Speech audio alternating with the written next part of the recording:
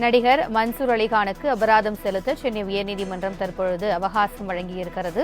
கூடுதல் விவரங்களை எமது செய்தியாளர் கிருஷ்ணமூர்த்தி வழங்க கேட்கலாம். வணக்கம் கிருஷ்ணமூர்த்தி, எந்த வழக்கின் அடிப்படையில் அவருக்கு அபராதம் விதிக்கப்பட்டிருக்கிறது, எதற்காக இந்த கால அவகாசம் வழங்கப்பட்டிருக்கிறது? கூடுதல் விவரம். வணக்கம். நடிகர் த்ரிஷா குறித்து கருத்துக்கள் தெரிவித்ததாக நடிகர் மன்சூர் அலிகானுக்கு நடிகர் த்ரிஷா, நடிகர் குஷ்பு, நடிகர் சிரஞ்சீவி உள்ளிட்ட பல்வேறு திரைப்பட பிரபலங்களும் கடுமையான எதிர்ப்பை தெரிவித்து வந்தனர்.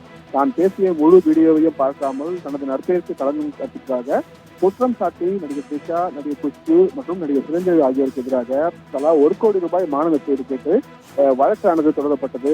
மேலும் நடிகர் மன்சூர் அலிகான் தரப்பில் சென்னை உயர்நீதிமன்றத்தில் மனுவும் தாக்கல் செய்யப்பட்டது. இந்த மனுவை விசாரித்த நீதிபதி என் சதீஷ்குமார், நீதிமன்ற நேரத்தை வீணடிக்கும் நோக்கத்திலும் விளம்பர நோக்கத்திற்காகவே இந்த வழக்கு தொடரப்பட்டுள்ளதாக கூறி மன்சூர் அலிகான் மனுவை 1 லட்சம் ரூபாய் அபராதத்துடன் தள்ளுபடி செய்து உத்தரவிட்டிருந்தார். இந்த அபராத தொகையை 2 வாரங்களில் சென்னை அடையார் புற்றுநோய் மருத்துவமனைக்கு செலுத்தி அது குறித்து தெரிவிக்க வேண்டும் என கடந்த டிசம்பர் 22ஆம் தேதி உத்தரவிட்டிருந்தார். இந்த வழக்கு நீதிபதி சதீஷ்குமார் முன்பு இன்று மீண்டும் விசாரணைக்கு வந்தபோது மன்சூர் அலிகான் தரப்பில் தற்போது நிதி நெருக்கடியில் இருப்பதால் பெருந்தொகையான 1 லட்சம் ரூபாய் அபராத தொகையை செலுத்துவதற்கு மேலும் 10 நாட்கள் அவகாசம் வழங்க வேண்டும் என்ற ஒரு கோரிக்கை முன்வைக்கப்பட்டது.